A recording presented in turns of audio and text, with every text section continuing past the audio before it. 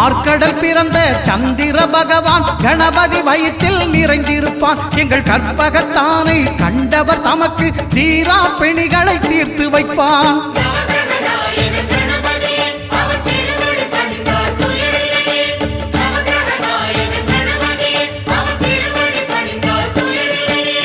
ஒன்பது கோளும் ஒன்றாய் காண அங்கு கற்பகம் என்னும் கடவுளின் மெய்யில்